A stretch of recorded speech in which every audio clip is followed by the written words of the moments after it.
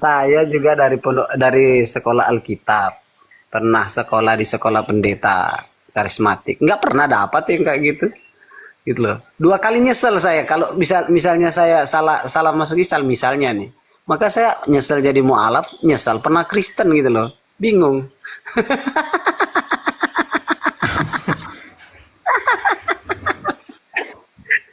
Ada ya begitu ya. Ini Michael umurnya berapa sih, bro? Saya umurnya 23. Tapi jarang baca Bible apa gimana? Astagfirullah. Ini loh. Ya enggak lah. Ya saya suka baca gitu kadang. Ya satu perikop gitu. Tapi kau masih percaya Yesus itu Tuhan? Masih percaya Yesus itu kan? Ya gimana ya? Ya soalnya sebetulnya banyak maksudnya banyak ininya apa? Ya beberapa bukti ketuhanannya gitu. Yang mana coba? Yang mana coba? Apaan gitu atau bukan? Yang mana bukti ketuhanan Yesus coba yang pernah kau baca yang mana? Ya. Seperti apa? Ya. Ketika orang mati. No, bukan. Yohanes 13:13. Bukan. Mana? Ya Tuhanku, Thomas. Itu. Thomas kaget itu. Bukan. Yang mana? Yang mana nih? Lukas 2:11. Lukas 2:11. Bukan. Yohanes 14:6. Bukan. Aku adalah jalan kebenaran. Yang mana?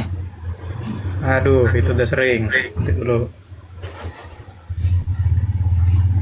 Kau mau manggil aku guru dan Tuhan, bukan? Bukan. Ada lagi yang lebih mengejutkan. Wih, ada lagi yang mengejutkan. Yang mana ya? Iya. Wah ini siap-siap terguncang ya. Tolong duduknya agak ke tengah nih. Ntar aku pegangan dulu.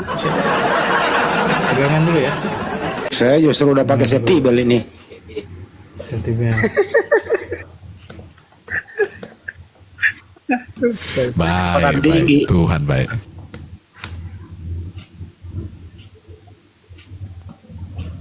Kagak ada bro, lu nyari nggak ada. Kagak mungkin lah. Orang yang pernah dikandung 9 bulan, pernah jadi bayi kan nggak mungkin lah. Udahlah pakai akal sehat lah. Ya ini pakai data, maksudnya nih ya. Yohanes 14:9. Oh. Yohanes 14:9 tuh. 14:9. Lihat aku ya telah melihat Bapa. Iya.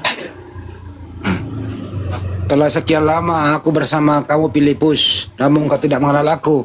Barang siapa melihat aku, ia telah melihat Bapa. Bagaimana mungkin kau minta tunjukkanlah Bapa kepada kami gitu ya? Iya. Jadi yang dilihat Filipus itu Bapak dong. Jadi Yesus adalah Bapak. Lu aneh lagi lu. Mana sih? Nggak jadi terhitung dong. Waduh, terguncang aku nih. Kita jadi terhitung itu lu aneh. Sana boya CRD lu. Lalu bagaimana dengan Yohanes 10:30? Aku dan Bapak adalah satu. Iya. Baca ayat sebelumnya itu satu pekerjaan. Jadi apa yang diperintahkan Bapak kepada Yesus, Yesus melaksanakannya. Jadi apa yang dia perintahkan, dia tidak pernah melenceng. Yohanes 5:30 coba. Aku tidak dapat berbuat apa-apa dari diriku sendiri, melainkan kehendak Bapa yang mengutus aku. Jadi apa yang dilaksanakan oleh Yesus, itu perintah dari Bapa. Maksudnya satu tujuan, satu pekerjaan. Bukan satu pribadi, bukan satu keluarga, bukan satu rumah, enggak. Bukan dempet gitu loh. Bapak beda, Yesus beda. Masing-masing punya hidup sendiri-sendiri. Paham nggak? Iya. Kamu baca di Yohanes 5:26 coba.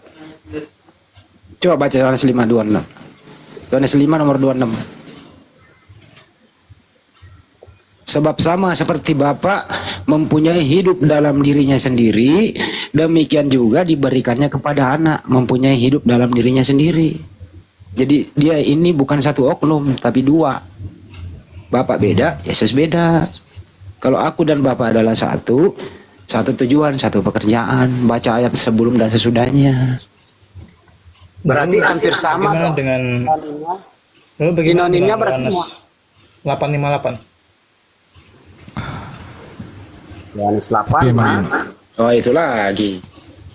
Yohanes 858. Itulah Yohanes 8:58 yang mengatakan bahwa aku berkata sebelum Abraham ada aku sudah ada. Itu kan ya? Iya. sebelum Abraham jadi, aku setelah Iya. ada. Gimana mungkin Yesus lebih tua daripada Abraham? Kan Ya, Abraham logika dulu satu-satunya. ada. Abraham dulu ada, Begini. baru Bunda Maria melahirkan Yesus. Kok bisa? Iya, saya paham. Saya paham.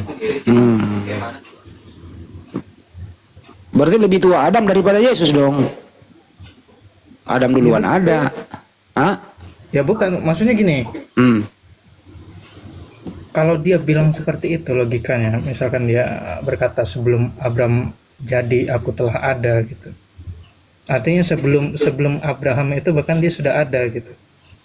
Maksudnya itu bro, sebelum Abraham ada aku sudah ada. Kalau kau ingin mengartikan cerdas, artinya ajaran yang kubawa ini, ya itu sudah diajarkan oleh Adam, Abraham. Ajaranku ini sudah diajarkan oleh Abraham seperti sunat. Aku ini disunat karena Abraham juga disunat. Itu maksudnya gitu loh. Jadi ajaran yang kubawakan ini bukan ajaran baru, tapi ajaran Tuhan perintah kepada Abraham, ya menjadi nila Abraham kepada Yesua Mesias. Bukan artinya Yesus duluan ada, ajarannya duluan ada. Jadi aku hanya ini meneruskan sesuai perintah Tuhan. Berakal dikit apa sih? Tapi bagaimana ada dengan sedikit Wahyu ketertarikan aku, 22 Bang. ayat 13. Sebentar dulu bro, yang Yohanes 8:58 tadi, aku sedikit tertarik. Jadi kata-kata Yesus ini harafiah atau alegori itu? Alegori aja bro, lu harfiah kena lo.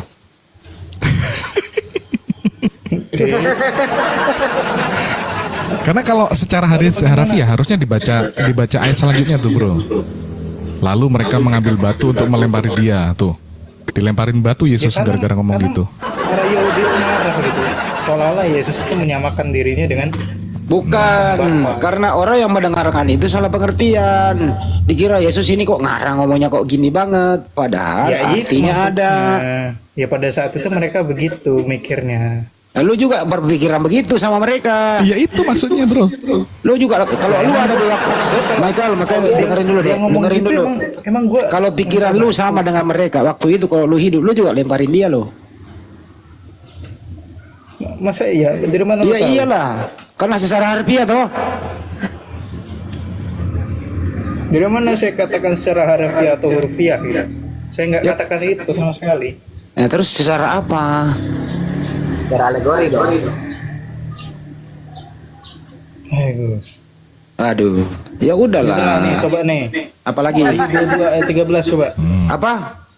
Wahyu Oh pakai 22 ayat 13. pakai wahyu lagi. Wahyu 22 ayat 13. Alpha Ya, dan ntar Omega. dulu. Akulah juga, aku yang disebut pertama di antara Alpha dan Omega ya. Ya. Alpha dan Omega itu semua orang yang mengatakan Alpha dan Omega, Yesus hanya membacakan bahwa ada yang Alpha dan Omega, bukan Yesus Alpha Omega. Itu Jangan Yesus Anda sendiri mengatakan orang yang membaca itu dialah pelakunya. Yang pertama dan yang terkemudian. Itu yang disebut itu pencipta yang mengutus Yesus, yang tujuannya di situ, bukan Yesusnya yang Alpha Omega. Nah ini kalau ke Yesus, Ya enggak apa-apa kalau Anda mentafsir seperti itu ya enggak apa-apa gitu. kalau begitu, nah kalau saya harfiah beda dengan kena, saya begitu. Michael kalau harfiah kamu kena lagi, berarti Yesus lebih tua daripada Maria dong. Itu ada tuh di Yesaya 44 nomor 6. Enggak Coba kalau, dibuka tuh bro. nah kalau Wahyu 22:33 Wahyu 22:13 ini kau artikan secara sempit bahwa itu Yesus, nanti kamu kena selamanya. Kenapa ya? Berarti Yesus lebih tua daripada Maria. Yesus dulu ada, Yang paling awal dia yang menciptakan Maria, kemudian Maria melahirkan Yesus. Nah, gimana coba kalau begitu? Gimana? Coba, bisa nggak seperti itu? Ya bisa aja, boleh aja. Masuk akal nggak tuh? Anak ciptain ibu, dengerin. Anak ciptain ibu. Ibu sudah dewasa, mengandung yang menciptakan dia. Kemudian Maria melahirkan yang menciptakan Maria. Gimana itu? Berulah betul. Lagiannya Gimana ini? itu. Gimana Ya, coba? seperti Yohanes 1 ayat 1 tuh. Nanti bilang lagi tilu. Ini akut ini dokternya kalau gini. Nanti Anda bilang lagi nih, Yohanes 1 ayat 1. Itu adalah Injil Paponis. Yesus belum nongol, Yohanes 1, Yesus belum nongol, Yohanes 1 baru 14 baru Yesus ada. Ya memang betul, itu kan kita pembukanya untuk Yesus dari Yohanes. Pada mulanya adalah Firman. nah, Yesusnya belum ada toh. Ya belum ada. Ya berarti Yesus itu Kemudian diadakan karena belum ada. Nih, pada Yohanes berapa ya tadi? 1:14. Firman telah menjadi daging. Ya, firman. Jadi Yesus ini dagingnya dijadikan oleh siapa? Ya oleh Tuhan. Loh, kayak Yesus katanya Tuhan. Ya karena dia sang firman. Firman itu menjadi- Lari ke firman lagi. Jadi kalau Yesus Tuhan itu ada Tuhan. Kalau Yesus Tuhan berarti ada Tuhan menjadikan Tuhan gitu. Udahlah bro, ribet lah. Udahlah. Jangan Ya, bikin Anda ribet. tidak akan sampai di situ. Lu sendiri nggak bisa menjelaskan nanti, kasihan lu nanti gitu lo. Lu masih muda, belajar Saya lah. tidak menjelaskan secara literally seperti itu dan saya sampaikan datanya nggak sekedar ngomong doang kan gitu. Tapi data itu nggak bisa dipertanggungjawabkan kalau Yesus itu Tuhan, kecuali dia utusan. Ya logikanya ya manusia itu kan adalah sebuah konsekuensi dari sebuah kelemahan gitu. Ya jelas lah. Kalau dia Menurut Michael ini nih terakhir dari saya nih, saya kasihan sama lu. Menurut kamu manusianya Yesus itu bertuhan atau tidak? kemanusiaannya Kemanusiaannya. Jadi kemanusiaan Yesus ada enggak. si pribadi Dengerin dulu. ilahi itu, Dengerin dulu yang pertanyaannya. bangkit kemudian. Kok larinya ke sono ya? Dengerin dulu Michael. Yesus ini kan Itu pernah berhubungan hidup. itu. Yesus ini kan pernah hidup di dunia sebagai manusia. Betul nggak? Ya sangat betul. Ya, Sangat betul. pertanyaannya manusianya Yesus ini bertuhan atau tidak? Manusianya Yesus secara literally, yes. Ya, bertuhan. Nah kalau manusianya Yesus bertuhan berarti bukan Tuhan dia. Lalu bagaimana dengan Yohanes 1 ayat 1 itu dan Yohanes 1 ayat 14? Pada mulanya firman itu artinya ada. Dengerin dulu. Firman itu Bapak. menjadi manusia. Satu-satunya orang yang tahu seperti itu adalah Yesus Kristus sendiri. Emang Yesus di situ disebut namanya? Kan manusia pada umumnya memang diciptakan. tidak disebut. Memang tidak disebut secara literal, memang tidak disebut. Susah Tapi kali ini, anak. logikanya kan sudah masuk. Bahkan dia sendiri mengatakan tuh, aku dan Bapa adalah satu. Satu apa Dan itu? siapa telah melihat aku, ia telah melihat Bapa. Jadi Bapak adalah Yesus. Jadi anaknya Maria adalah Bapak juga. Jadi Bapak punya badan kayak Yesus disunat. Tidak bisa katakan begitu. Lah katanya Bapak dong. Kalau melihat mau melihat aku, mau melihat Bapak lihat aku. Berarti kalau melihat Yesus itu Bapak itu. Wanes lah kau. Anda bisa membantah ini, dan siapa melihat aku, Aduh. telah melihat Bapa. Jadi kalau Yesus disalib, Bapak juga disalib. Betul? Memang betul. Si Memang Bapak betul. Wanes ini. Bukan, no. Justru saya bertanya pada Anda, memang betul seperti itu. Yang disalib siapa? Bisa Yesus. Yesus. Kalau melihat Yesus disalib, apakah melihat Bapak disalib? Kena kan? Yesus kan yang kena. Saya ulang ya. Jadi kalau melihat Yesus disalib, apakah melihat juga Bapak disalib? Ya, saya juga melihat dia disalib kalau saya di sana. Berarti Bapak juga disalib. Oh, benarkah begitu? Ya kau yang ngomong begitu loh. Yesus dengan Bapa itu pribadi yang berbeda, tapi dia satu. Ya berarti Bapa. kalau Yesus dan Bapak bukan melihat, kalau melihat Yesus nggak melihat Bapak karena pribadinya berbeda. Artinya Bagaimana apa? logikanya? Aku dan Bapa, bukan aku adalah Bapa. Tapi aku dan Bapa adalah satu. Berarti ada dua Itu oknum. ayat 10:30 berbunyi Iya, begitu. berarti ada dua oknum, ada dua pribadi, betul? Dua pribadi, betul. Nah, Bukan dua Tuhan. kalau dua pribadi, menurut kamu yang mana yang Tuhan? Yesus atau Bapa? Ya pribadi itu apa definisinya? Pribadi itu ya person. Lu sama gue pribadinya beda. Yesus sama Bapa. Saya kasih tahu Anda ya. Dengerin. Yesus Saya dan kasih tahu Anda. Bapa. Dengerin dulu. Yesus dan Bapa pribadinya beda. Kan tadi saya udah kasih datanya. Ya memang benar pribadi yang berbeda. Nah, namun kalau dalam pribadinya satu hakikat berbeda, yang dengarkan dulu pertanyaan saya. Ya, kalau pribadinya berbeda, Sini saya kasih siapakah? tahu dulu pribadi Dengerin itu apa. dulu. Kalau pribadinya Oke, berbeda, silakan dengerin. Kalau pribadinya berbeda, pribadi manakah yang Tuhan? A. Pribadi Bapa, B. Pribadi Yesus, C. Keduanya Tuhan. Yang mana yang Tuhan? Anda harus paham dulu definisi pribadi itu apa. Coba ngomongin ke saya. Pribadi itu personal. Paham pribadi itu persona. Yang Ya. dilihat itu apa dari pribadi? Yang dilihat itu ya fisiknya lah. Betul. Yang dilihat Ah. fisik. Ah, Selain itu terus apa? selain itu identitas lain seperti sidik jari. Oke. Itu yang paling Pribadi DNA, itu golongan darah. Satu kesadaran ya. Yang Astaga. bisa kita lihat, kita dengar dan kita rasakan itu pribadi. Ya. Bapak bisa dilihat nggak seperti itu? Bapaknya Yesus. Nggak bisa. Tapi Nggak bisa. Kita Kalau rasakan Yesus? eksistensinya. Nah, kalau Yesus? Yesus bisa dilihat oleh Oke. murid-muridnya. Oke. Berarti yang mana yang Tuhan? Yang bisa dilihat atau yang tidak bisa dilihat? Ya keduanya adalah satu dalam. Bagaimana tiga mungkin pribadi. nyatu orang satu berbeda kok bisa menyatu? Yohanes 1 ayat 1 dan Yohanes 1:14. Oke. Yakin ya keduanya ya. Jadi yang dikubur dua-duanya. Bapak dan Yesus.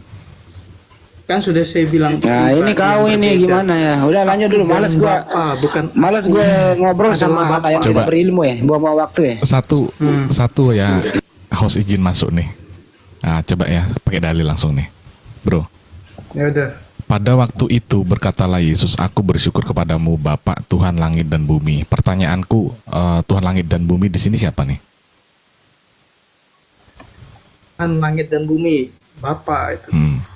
Itu Bapa kan ya. jelas tuh Bapa tuh sebelumnya. Oke, aku bersyukur kepadamu Bapa Tuhan langit dan bumi. Berarti Tuhan langit dan bumi adalah Bapa, ya kan? Nah, pertanyaanku betul. posisinya Yesus apa di sini, Bang? Posisinya Yesus sebagai manusia. Ini manusia berarti. Yesus manusia. Iya. Ya udah Iya. selesai, manusia Yesus berarti. Ya udah. Ya udah selesai. Bukan Apa Tuhan. lagi yang mau dikatakan? Bukan Tuhan berarti dia. Bukan Tuhan. Hmm. Bagaimana dengan 10:30? Yohanes 10:30. Enggak, ini. Aku tanya, Yesus posisinya apa? Manusia atau Tuhan? Ya manusia lah. Manusia. Ya udah selesai, manusia menjadi Yesus berarti. Firman yang menjadi Enggak, manusia. ini kan Yesus waktu di bumi nih kan. Yesus, ini pada waktu itu berkatalah Yesus, aku bersyukur padamu Bapa Tuhan langit dan bumi. Tuhan langit dan bumi adalah Bapa. Aku tanya, Yesus posisinya apa? Manusia atau Tuhan? Bagaimana dengan Thomas menjawab, ya Tuhanku dan Allahku itu bagaimana? Itu Thomas kaget. Ini dulu, Yesus manusia atau Tuhan ini waktu ini? Ya manusia, udah. Tuh. Manusia, ya udah selesai berarti Yesus manusia. Iya. Lanjut. Ya udah selesai. Jangan sampai kau bilang lagi Yesus Tuhan ya. Kau udah bilang Yesus manusia, udah tuh. Ya memang manusia. Atau ragu? Manusia dalam Gak ragu. Tuhanannya Gak ragu itu nih. juga ya memang gak ragu. Oke, lah. buka lagi nih. Ya kan Yesus dia posisinya disebut manusia nabi. atau Tuhan nih? Nih, oke. Dia kan Enggak, disebut aku udah tanya nabi. Ini kan disebut Yesus. rabi, disebut Yesus guru, yang sedang di bumi anak ini Allah, kan. anak Daud, anak domba. Oke. Itu semua sebutan Ini kan Yesus lagi di disematkan bumi. pada Kristus. Oke, Yesus kan lagi di bumi. Dia bersyukur kepada Bapa. Bapa ini siapa? Tuhan langit dan bumi. Aku tanya, Yesus Tuhan atau bukan? Yesus Tuhan dalam bentuk kemanusiaannya yang berada di bumi itu sekarang Oke. yang jadi manusia. Tuhan itu. ini berarti ya? Firman itu loh yang Ye- 1 Yohanes 14. Enggak. Yesusnya ini Tuhan atau bukan? Yohanes 1:14. Iya, jawab. Yesusnya Tuhan atau bukan Tuhan nih? Ya Tuhan. Kita udah tahu Tuhan. dia Berarti Tuhan. berarti Tapi Tuhan dalam berdoa kepada bentuk Tuhan. Tuhan kemanusiaannya. bersyukur kepada Tuhan gitu ya. Ya bu, ya bisa aja anda katakan begitu. Oke, Tuhan bersyukur kepada Tuhan. Ada berapa Tuhan? Ada satu. Waduh. Tuhan bersyukur kepada Tuhan. Pribadi. Tapi dalam tiga pribadi. Itu maksudnya. Oh. Kok masih kecil udah akut banget sih bro. Ya itu aja sih, cuman tadi sebetulnya awal sempat manusia, habis itu jadi Tuhan gitu ya. Nggak apa-apa lah, aku terima semuanya lah. Tapi Ya memang saya aminkan ya kemanusiaannya Yesus dan ketuhanannya Yesus itu buktinya itu saya aminkan semua. Gitu loh. Dia Iya, sebagai oke. nabi, sebagai Kalaupun dia anak itu Daud, atau sebagai anak Allah atau kan sebagai oke, klasifikasinya kan dua, Tuhan atau manusia, Iya. atau Tuhan dan manusia. Saat Yesus berkata demikian, ada sisi manusia yang bersyukur kepada Tuhan. Tapi ada juga sisi Iya, Tuhan yang itu. bersyukur kepada Tuhan, betul nggak? ya itu kemanusiaannya yang bersyukur kepada Tuhan. Waktu kemanusiaannya bersyukur kepada Tuhan, ketuhanannya Yesus kemana? Itu ketuhanan Terpisah. masih ada. Berarti ketuhanan Udah. juga ikut. Ilahnya nih dalam Ikut berarti. rohnya itu masih ada. Susah kali nih anak bahasa Indonesia Firman nih. itu kan jadi manusia. Akut ini akut namanya nih akut.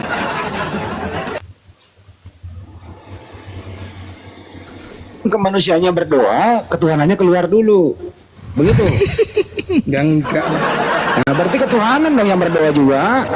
Ya logikanya gini Andi. Ya gimana? Ya kalau dia keluar, roh keilahannya itu keluar, ya manusianya itu mati. Itu aja. Yakin. Yakin lah. Nah, waktu disalib dia bilang Eli Eli lama sabachthani, siapa yang keluar tuh? Kok masih hidup? Masih ngomong? Eli Ela Sabaktani itu kan masih hidup dia. Masih hidup. Sedangkan sedangkan roh Bapa udah keluar. Memang roh Bapa udah keluar. Ya berarti kenapa masih hidup? Lah itu kan masih hidup itu, Pak. Berarti roh Bapa belum keluar dong. Iya memang belum keluar kan. Tapi isi apa arti Eli? Apa arti Eli lama sabachthani? Ya Tuhan, kenapa engkau meninggalkan aku? Berarti Tuhannya sudah meninggalkan dia. Astagfirullah. Susah juga. Kacau kalau itu bahasa Indonesia mu. Udahlah, gue capek. Lo lanjut yang lain. Nggak enak nih gue. Nanti gue emosi lagi. Gue malas emosi malam ini. Baik Tuhan, baik ya. Mungkin Bang Filipus mau nyobain nih. Siapa tahu sama Bang Filipus sembuh. Nah, aku yang sakit.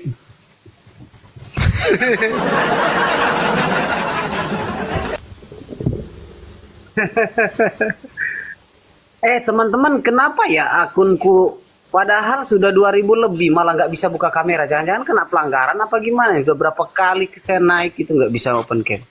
Oh iya, nggak bisa ya. Saya undang juga nggak bisa nih. Aneh. Mau buka kamera, mau tunjukin data apa semua nggak bisa. Padahal udah 2000-an. Aduh, kacau. Iya ya. Tok. Ele nama hotel sembuh. Aduh. Tapi kayaknya menguasai banget Bang Michael. Maksudnya ya walaupun apa ya? Walaupun tidak mengenah secara jelas, tidaknya punya ayat-ayat penangkal begitu, ayat-ayat rujukan begitu yang dikuasai. Pernah sekolah ini atau katekisasi? Sekolah teol atau katekisasi? Ya sebetulnya saya punya apa ya guru lah atau partner gitu terkait ya Tritunggal gitu. Yang Tritunggal. Ya. Berarti denomnya denom apa dong? Anda? Saya Pentakosta. Saya Protestan. Ya Protestan. Oh, Protestan ya. Ya. Tapi kayak Pentakosta Anda. Kalau Pentakosta itu dia GPI. Pantekosta. Ya Pak. Iya, sama Pentakosta aja. itu. Oh ya, sama aja. Nah, kenapa Pentakosta itu? Ya kalau Pentakosta itu biasanya Batak gitu yang ngisi. Batak semua. Ya. Kalau GPI namanya, Gereja Pantai Costa Indonesia kalau nggak salah. GPDI. Hmm. Bukan. Saya dulu mantan GPDI. GPDI juga, Bang. Iya, saya Sama, juga saya GPDI. dari GPDI. Saya dari GPDI juga tuh. Makanya kan saya ini nada-nadanya dan ayat-ayat acuannya lebih kayak ke karismatikan gitu. Iya, betul. Kalau nada saya GPDI ini, Bang ya. GPDI saya juga. Kan sering tuh kan saudara-saudara yang terkasih, yang dipilih, dipilah, dipulihkan, dijamah Tuhan, diurapi Tuhan untuk menjadi pribadi yang lebih baik menyembah Tuhannya Yesus gitu ya. Terus Bang Guru, mereka kalau mengusir setan itu setannya bingung gini lah, karena kuasa-kuasa setan yang bercokol malam hari ini kami ikat, kami tengking, kami lepaskan di dalam. Sekarang pertanyaannya, udah diikat, Darah Yesus. dilepas lagi, ya kabur dia. Kami ikat, kami ikat, kami patahkan, kami lepaskan di dalam. Nah, itu kan udah diikat capek-capek, dilepaskan lagi. Aduh, kenapa nggak digugukin aja pas lagi terikat, kan dia nggak bisa ngelawan tuh. Cuman jangan lupa Bang, ada yang ketinggalan tadi. Darah Yesus, darah Yesus. Kami tengking, kami ikat, kami usir, kami lepaskan dengan di dalam nama Yesus, dengan kuasa Roh Kudus dan dengan kuasa darah Yesus yang mensucikan. Nah gitulah Udah kurang diikat lebih. dilepasin lagi gitu, kadang kita bingung juga gitu kan. Jadi ini diikat apa Bingung juga dilepasin setan gitu. ini. Setan juga bingung. Aku diusir apa dikasih apa namanya, disuruh nginap sih? Disuruh nginap gitu. Dilepas. Aku diusir apa disuruh nginap? Kan dia keluar. Kami usir. Dia keluar. Terus Kami dia usir, kami patahkan. Kami usir, kami patahkan. Kami ikat dalam, kan begitu. Udah diusir, dipatahkan. Ya itu kan Di latah sih, biasanya kan latah ya. Ya kadang dia fokus, dia saking terlalu fokus kan. Wah, Baik, gitu. baik. Gua balik-balik. Tuhan baik. Iya. Tapi setelah ini Bang Filipus setelah pernah ketika dulu praktek atau berada mendengarkan gitu kan ya tentang pengusiran setan begitu kan ya. Nah itu setelah kita baca Matius 7 21 sampai 23 tuh kira-kira kayak gimana ya memahaminya dulu ya tuh. Saya dulu agak mikir juga itu. Ini kan kita pelakunya gitu kan. kita kan pelakunya, Iya. yang ngelakuin kita, yang manggil Tuhan kita, ya kan, yang ngusir setan kita, yang ngusir setan, yang melakukan itu dengan nama Tuhan itu Nah, kita. Yesus. Lah kok kita yang ditolak kan? Nah, itu nggak tahu Bro Michael gimana itu ngelihat ayat itu Matius 7 21 sampai 23. Itu ini ya, apa itu terkait apa itu ayat itu? Nabi Ya itu Paulus ya? barusan. Bukan yang apa namanya? Pada hari terakhir banyak orang yang akan berseru kepadaku, Tuhan.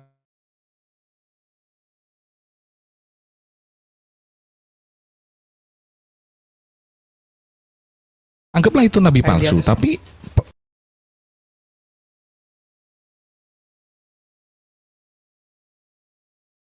berarti zaman sekarang kurang lebih kan gitu kan ya. Ya. Pelakunya itu apakah Ya. A. Kristen, B. Islam, C. agama selain itu? Ya Kristen dan Muslim pun mengusir roh-roh jahat kan gitu. Tapi kan nggak pakai nama Yesus gitu. Yang pakai nama Yesus ini siapa nih gitu? Itu kan menyebut nama Tuhan. Nah, Tuhan itu kan general kan. Bukankah kami bernubuat demi namamu tuh? Demi namamu.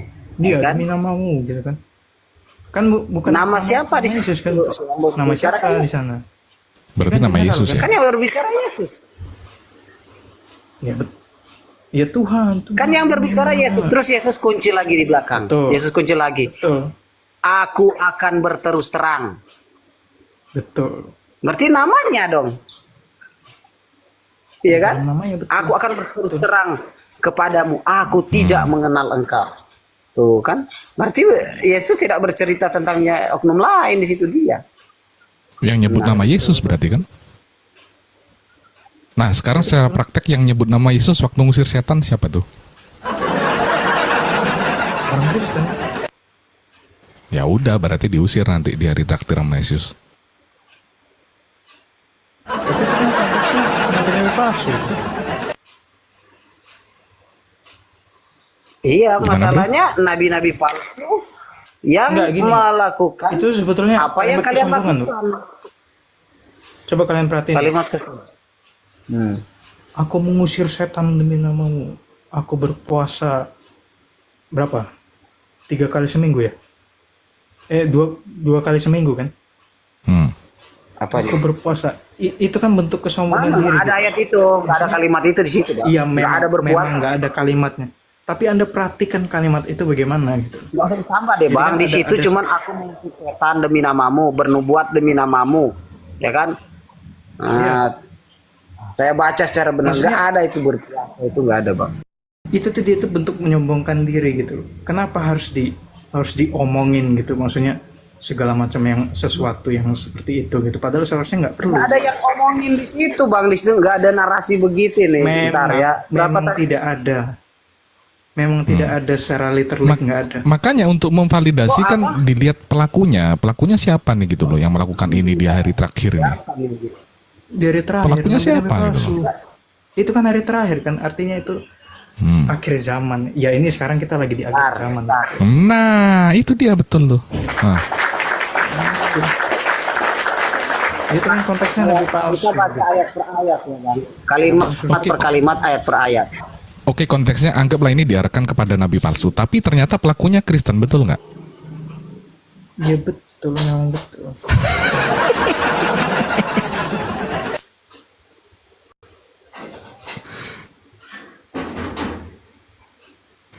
Jadi gimana bro? Jadi gimana Bu? Kan dia bilang Ya, begini. ya nggak apa-apa. Dia bilang begini bang. Coba ayatnya yang jelas seperti ini bang. Bukan setiap orang-orang yang berseru kepadaku Tuhan. Nah sekarang siapa yang bilang dia Tuhan? Ku di sini kan Yesus yang berkata di 7:21 Matius ini. Bukan setiap orang yang berseru kepadaku Tuhan. Yang manggil dia Tuhan siapa? A. Hindu, B. Islam, C. Kristen, D. Konghucu. Gak ada kan? Ya jawab aja sendiri. Terus akan masuk ke dalam surga. Loh, setiap orang yang manggil dia Tuhan kok akan masuk ke dalam surga? Nggak bakal ke surga kan, begitu lucu kan? Melainkan dia yang melakukan kehendak Bapakku di surga. Apa sih kehendak Bapa? Nah, pada hari terakhir banyak orang akan berseru-seru kepadaku. Nah ini kan, Tuhan, Tuhan, Tuhan. Bukankah kami bernubuat demi namamu dan mengusir setan demi namamu dan mengadakan banyak mujizat demi namamu juga? Maka pada saat itu aku akan berterus terang kepada mereka, enyahlah engkau pembuat kejahatan. Aku tidak mengenal engkau. Kok dibilang pembuat kejahatan? Jahatnya di mana orang dia manggil dia Tuhan? Kan itu ajaran yang benar kan adalah menganggap Yesus Tuhan. Ajaran yang benar itu kan ketika kita punya iman, mengusir setan, berbuat mujizat, menyembuhkan yang sakit, membangkitkan yang mati, ya kan? Itulah kebaikan Gini. di dalam Kristenan. Sekarang kok dibilang betul. buat jahat kan? Betul, oke. Gini aja logikanya gini.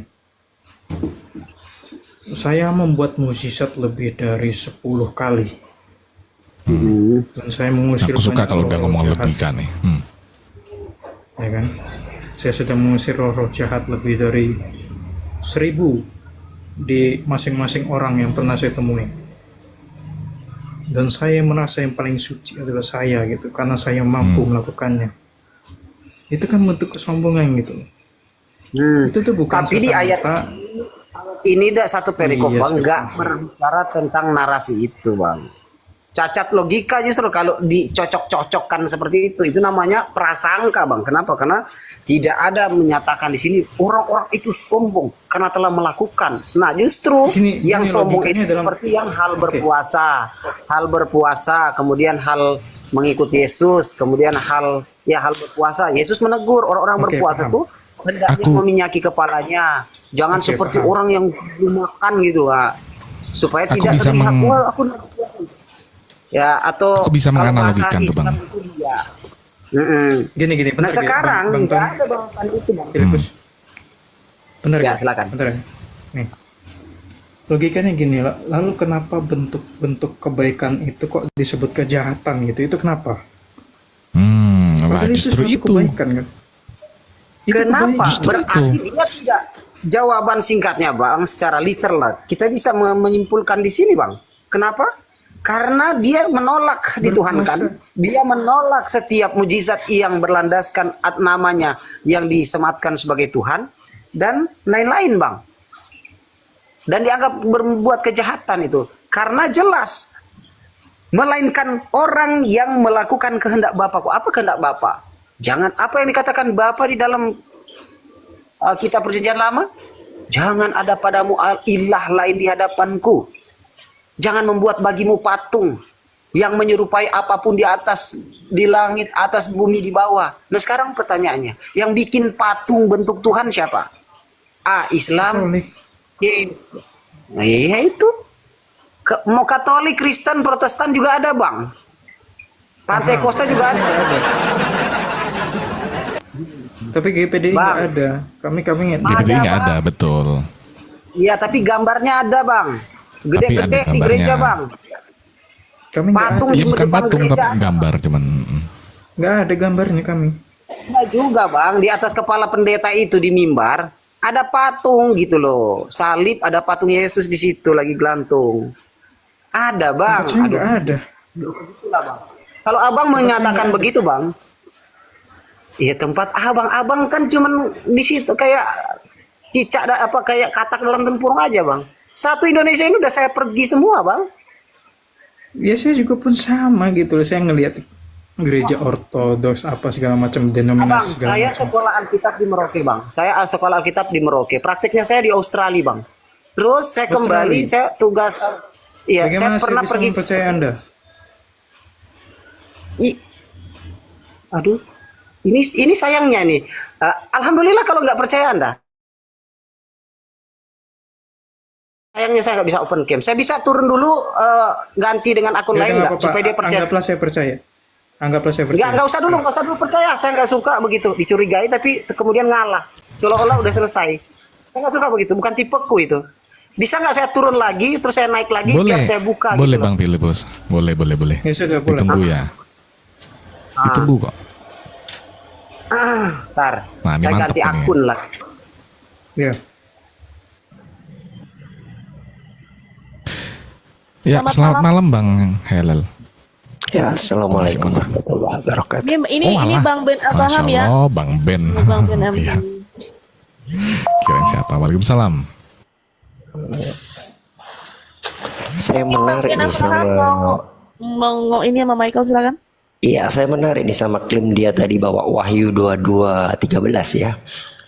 Ini kalau kita lihat di situ dikatakan akulah Alfa dan Omega. Sebenarnya siapa sih sebenarnya Alfa Omega itu? Apakah benar Jesus? Kita cek itu di Wahyu 1 nomor 8. Ada yang bisa bacain nggak Wahyu 1 nomor 8? Aku bisa. Wahyu 1 nomor Silakan 8. Bang. Aku adalah bentar dulu. Saudara-saudari yang terkasih, yang dipilih, dipilah, dipulihkan, dijamah Tuhan menjadi pribadi yang lebih baik menyembah Tuhannya Yesus ya. Demikianlah perkataan Theos, Wahyu 1 nomor 8. Aku adalah Alfa dan Omega, firman Tuhan Allah, yang ada dan yang sudah ada dan yang akan datang, yang Maha Kuasa. Di situ jelas ya. Akulah Alfa dan Omega, firman Tuhan Allah. Ini kalau saya baca ini original teksnya seperti ini nih bunyinya. Ego eimi kaito Alfa Omega, arche ketelos lege kuriohotheos. Jadi kata firman di situ menggunakan kata lege, bukan logos. Lege itu kata kerja, kalau logos itu kata benda. Jadi lege itu artinya berfirman, berkata, berucap. Jadi di situ Tuhan Allah berkata atau Tuhan Allah berfirman, akulah Alfa dan Omega. Clear ya? Betul. Jadi siapa yang Alfa Omega? Tuhan Allah, bukan Yesus. Clear ya? Lalu kenapa dia mengklaim pada Wahyu 22 itu? Loh, Yesus. mau klaim apa? Emangnya di situ ada Mengklaim aku dikatakan Alfa bahwa dia dan Yesus? Omega. Nggak ada di situ, Nggak nggak ada ada tuh. dikatakan dia di situ Yesus. Baca aja dari ayat 7 kalau nggak percaya. Bahkan kalau kita lihat di Yesaya 44 nomor 6 tuh, jelas tuh. Itu udah pernah diucapkan tuh. Nah, beginilah firman Tuhan, Raja Penebus Israel, Tuhan semesta alam. Akulah yang terdahulu dan akulah yang terkemudian. Tidak ada Allah selain daripadaku. Nah, jelas tuh. Nah, mau Terus dibantah tadi lagi? bawa berapa lagi ya? John 10:30 ya? Aku Ya, dan Bapa adalah satu. Bang, di Yohanes berapa ya? 17 ayat berapa itu? 21.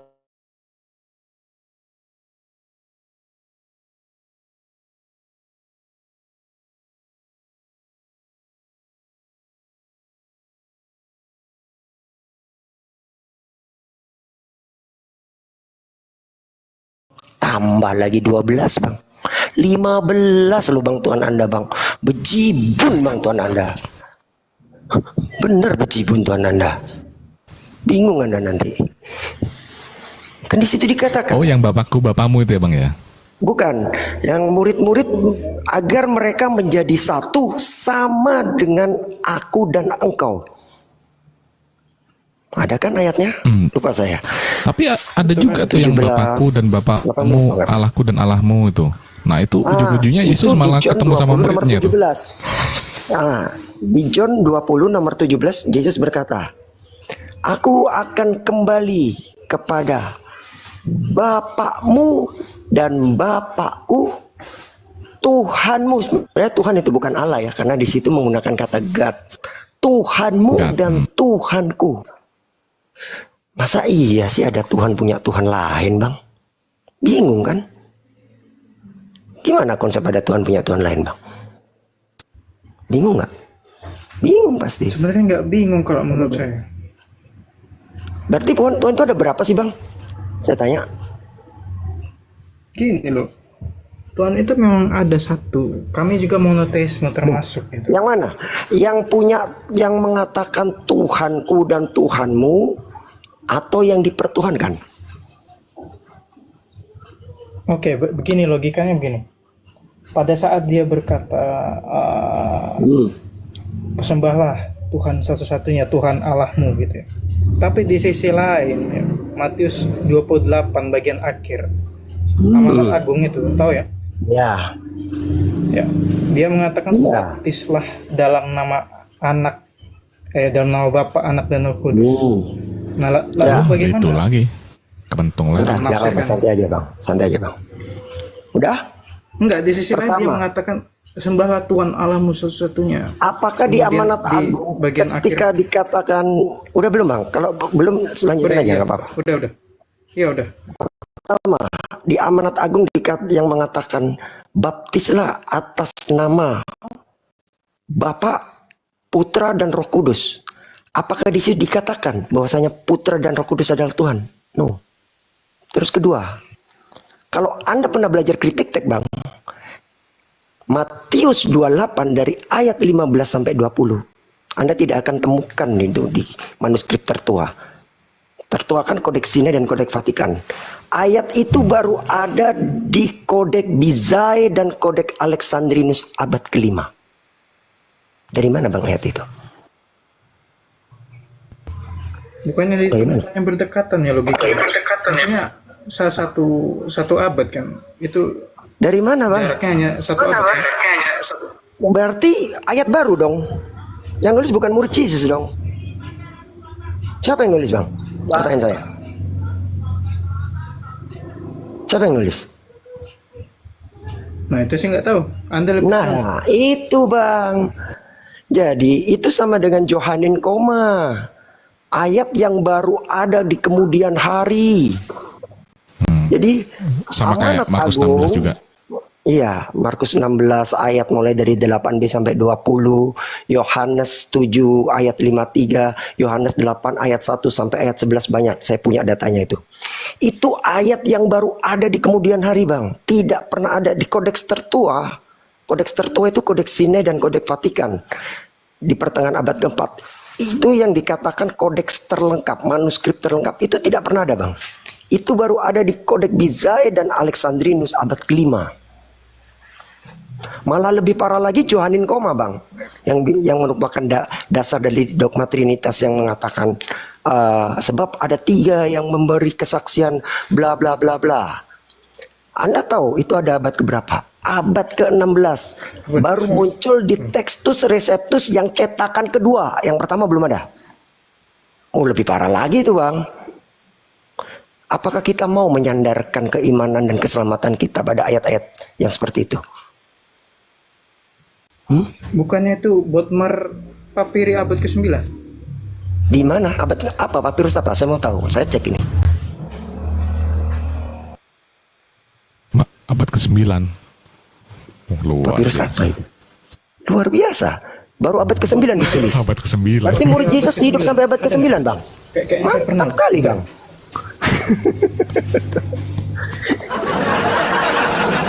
Mantap kali murid Yesus hidup sampai abad ke-9, Bang. Baru ditulis abad ke-9, Bang. Berapa sih? Wih, 9 kayaknya. Ingat logika. iya. Itu isinya apa? Next, Mikhail. Oh, Michael. Ya. Michael. Kalau dari ngana paham, orang ini dia satu suku, bos. Yes. Kenapa? Kalau kita lihat dari ngana paham, orang tua ini satu suku, Oke. bos. Kita orang juga di sini, orang Manado. Ya. Tapi mungkin engkau belum kenal saya. Kau belum kenal saya. Ini sekolah Alkitab saya, Bang. Sekolah pendeta saya, ntar saya tunjuk. Itu tadi saya di sekolah saya. Oke. Nah, abang baca ini dulu ya, Bang, ya. Maaf jika saya salah paham ya. Iya, Ya. abang baca. Enggak apa-apa, kan belum kenal. Abang baca ini dulu deh, Bang. Baca tulisannya di atas. Yang hitam kecil sama merah di tengah.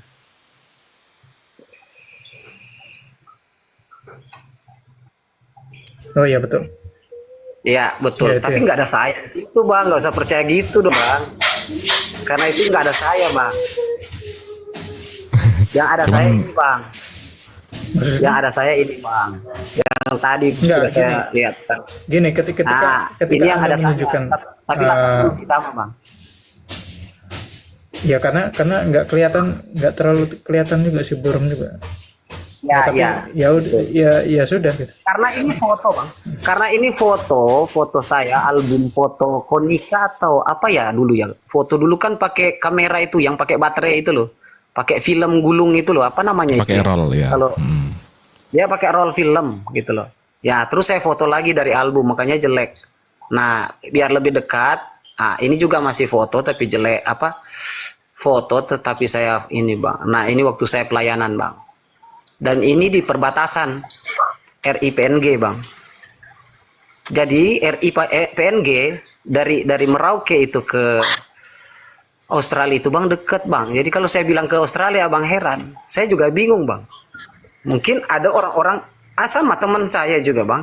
Ada kita petamang di sini juga, orang sama-sama orang Nado. Dia rasa lucu ketika kita bilang kita dalam setahun itu 3-4 kali ke Australia. Kita bilang, sombong, dusta, bohong katanya. Padahal Australia, dari Merauke ke Australia itu cuma berapa jam, Bang? Nggak berapa jam.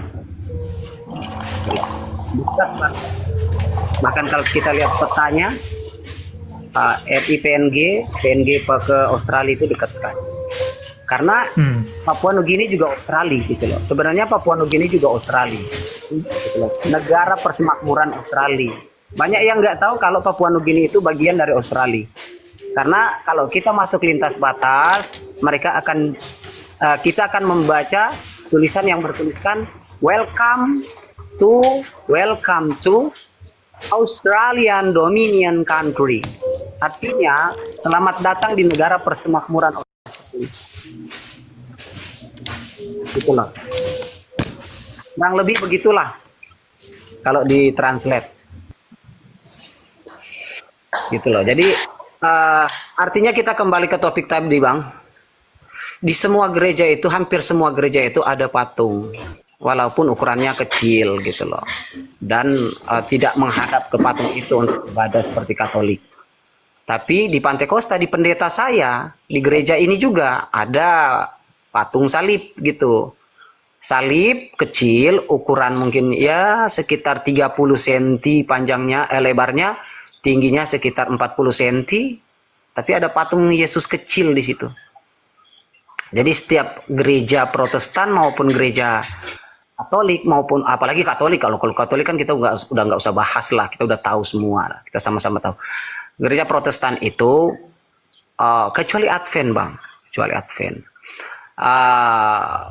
Maupun gereja karismatik yang dalam hal ini ada gereja Pantai Kosta, gereja Pantai Kosta Tabernakel, gereja Tabernakel Kabar Mempelai, gereja Betel Pantai Kosta, Betel Tabernakel, gereja Betel Sion, kemudian gereja Kristen Maranatha Indonesia, gereja Sidang Jemaat Allah dan lain-lain, dan ratusan lagi denom karismatik lain, itu rata-rata menggunakan salib sebagai ornamen tambahan lah dalam ya, walaupun mungkin ada yang menganggap itu hanya hiasan atau sebagai sesuatu lah untuk sebagai pajangan, itu tetap ada, Bang. Patung itu tetap ada.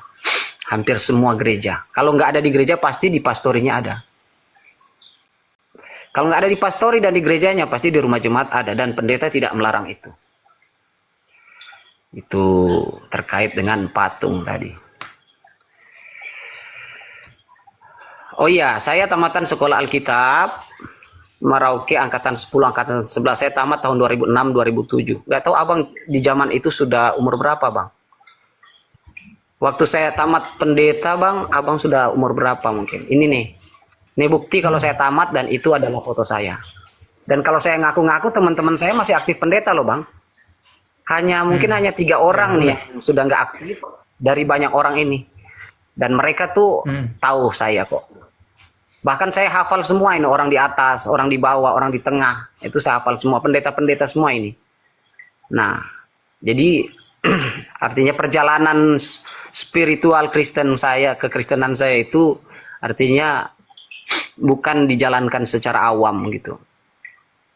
Bahkan saya banyak kali melayani di beberapa gereja gitu. Termasuk kalau saya sekolah pendeta kan dulu tinggal di Manado. Abang di mana, Bang? Di Manadonya? Enggak, sebetulnya ini saya ini di Bandar Lampung ya. Tadi itu salah sebutkan. Oh, di Bandar. Ya, iya, tapi asalnya Manado kan, Kaunang kan? Iya. Ya, kalau Kaunang memang Manado, Bang. Oh, ada di Bandar Lampung ya. Iya, satu sepupu saya ada di Lampung, tapi nggak di Bandar Lampung ya.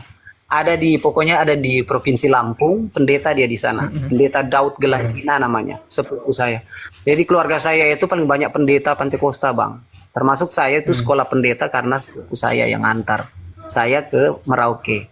Alamat sekolah saya bisa di cross check, Bang. Ada di kilometer 17 Desa Wasur. Kilometer 17 ada di Desa Wasur, kilometer 17, Kecamatan Mopalama, Kabupaten Merauke, Provinsi Papua Selatan ya, kita sebut Papua Selatan. Oh iya, ada yang bilang itu Merauke adalah kota terakhir Indonesia, bukan, salah. Ada yang bilang Merauke adalah provinsi kota terakhir Indonesia, makanya ada lagu Sabang sampai Merauke, salah. Itu dulu, sekarang kan sudah ada Kabupaten Bovendigul namanya. Jadi ke sana lagi, ke arah kiri itu Bovendigul, ke arah kanan itu Sota, perbatasan antara RI PNJ. Kalau ke kanan lagi sekali, dari teluk apa namanya itu ya, saya udah lupa juga nih. Ada teluk namanya itu bisa terlihat dari situ, Bang.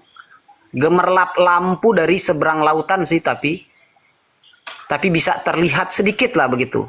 pancaran lampu dari Australia.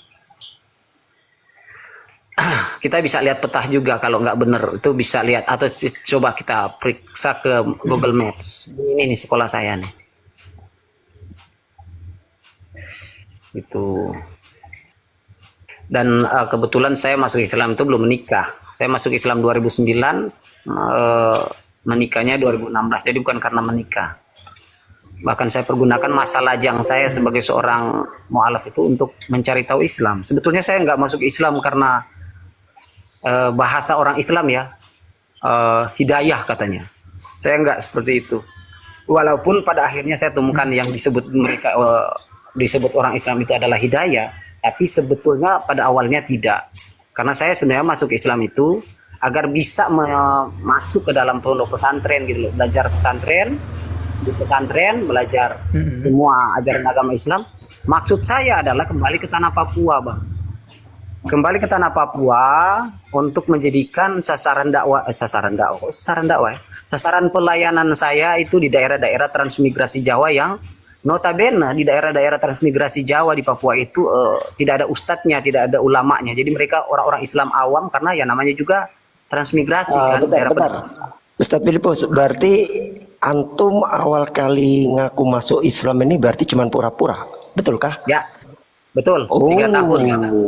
Mantap. Lanjut. 3 tahun. Tepatnya 3 tahun, dan saya belajar langsung di pondok pesantren.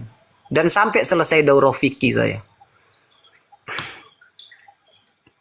Di pondok pesantren. Sampai akhirnya saya manggil teman-teman yang dekat dengan saya, yang akrab banget dengan saya, untuk menyaksikan saya melantunkan kalimat syahadat. Mereka bingung.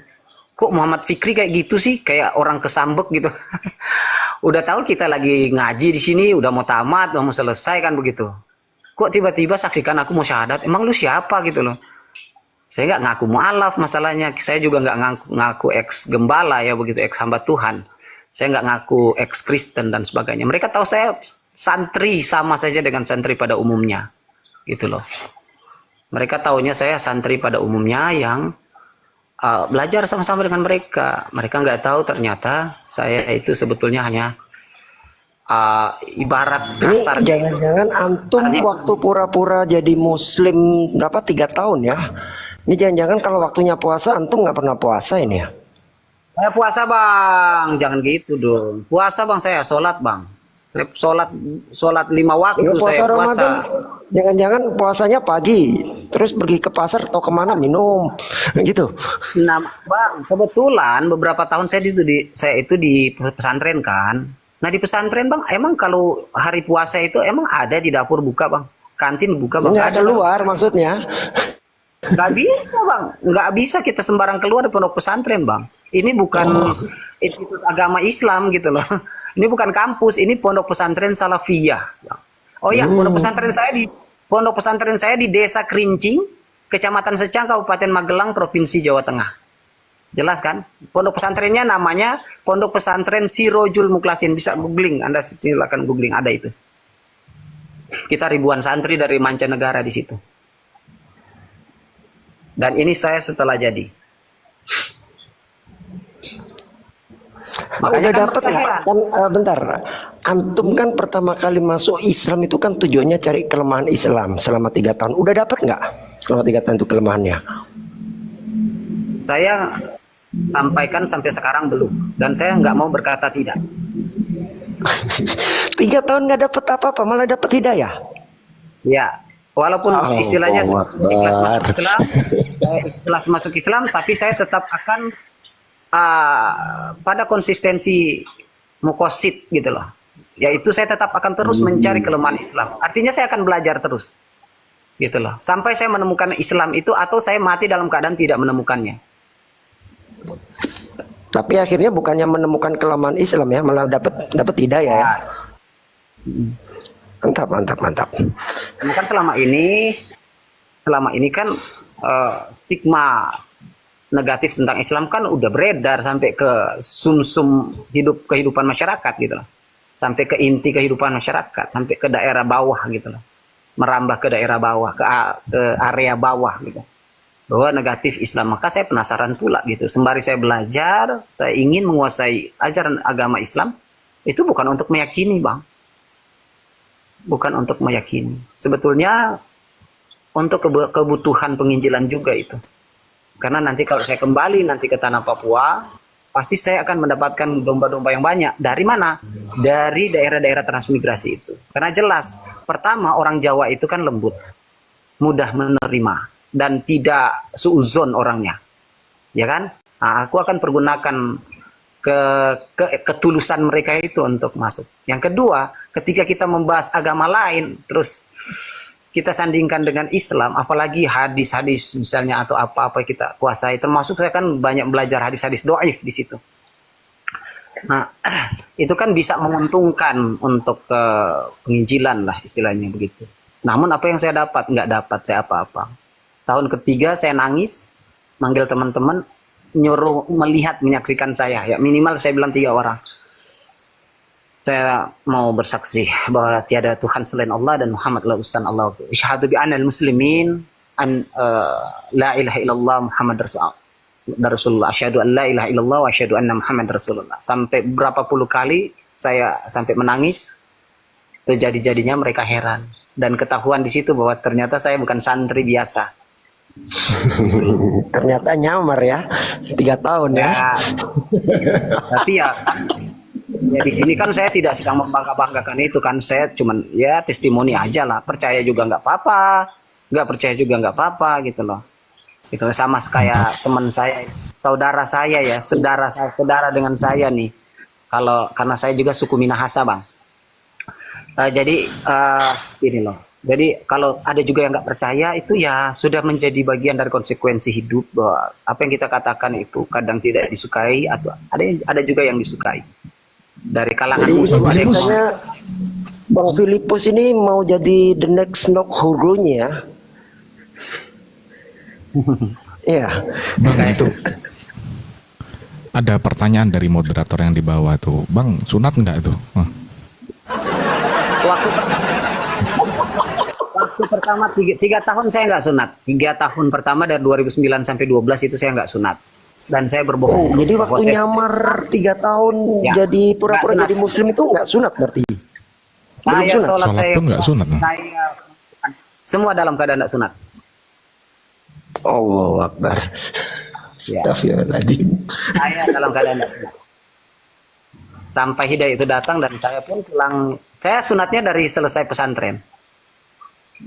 Tapi sudah sunat dokter ya, saya sunat dokter. Namanya Pak, kita sebutnya mantri ya, mantri. Kalau tempat kita itu nyebutnya, kalau perawat begitu laki-laki namanya mantri. Nggak tahu juga di Indonesia bagian Tapi Iya, sama mantri. kurang tepat jawabannya tadi. Harusnya kalau ditanya udah sunat belum, sudah sunat hati gitu, Bang. itu kan Besok-besok kalau ditanya gitu ya, sunat rohani gitu. sunat. Sunat hati, sunat rohani, semuanya Istilahnya rohani. kan Berarti itu dah. surganya juga rohani, Bang ya? Nggak nyata ya? Ya entahlah, pokoknya begitu. Jadi begitu, alhamdulillah saya pulang-pulang sunat. Namanya Mantri Subandi, namanya Pak Bandi, orang Jawa di tempat sini. Saya sunat di mana? Di Desa Mopuya, Kecamatan Dumoga Barat, Kabupaten Bulaang Mongondo, Provinsi Sulawesi Utara. Gitu loh. Jadi jelas ya, Afwan, kalau saya Filipus, saya mau tanya. Afwan, saya mau tanya. Sebenarnya setelah 3 tahun itu, sebenarnya apa sih yang menjadi motivasi utama Anda kok bisa menerima hidayah? Karena apa?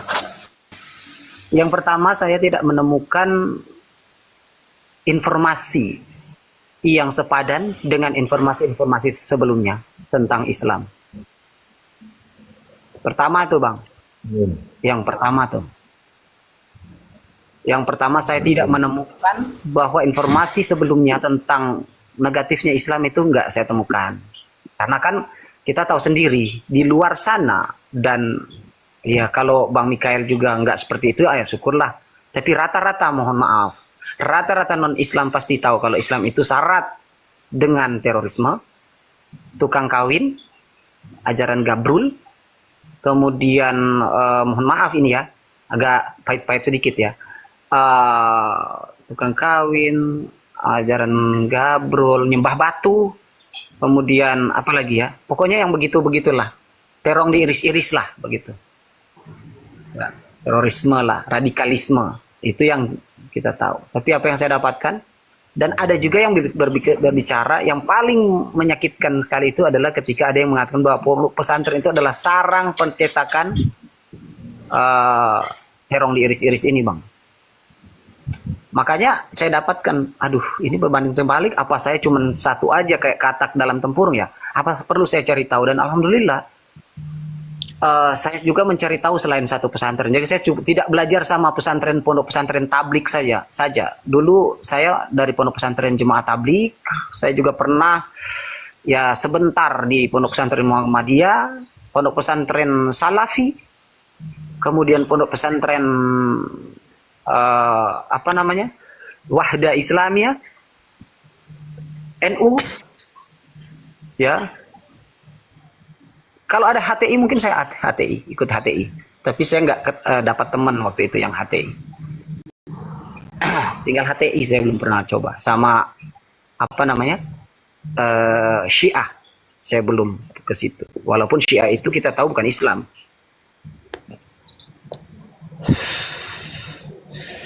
Jadi saya cari tahu, saya fair gitu loh. Dalam mencari tahu itu saya nggak setengah-setengah. Kenapa? Karena mumpung belum nikah kan waktu itu. Mumpung belum nikah dan saya pun mencari tahu gitu loh. Jangan-jangan saya cuma belajar di satu tempat, tapi di tempat lain ternyata yang benar-benar seperti yang disampaikan oleh para polemikus atau orang-orang yang terus menyebarkan Islamofobia. Faktanya saya tidak menemukan itu. Gitu loh. Berbanding terbalik dengan apa yang terjadi di lapangan. Jadi saya pernah belajar juga sama Kiai Muhammadiyah, ya di Banten, ya di mana di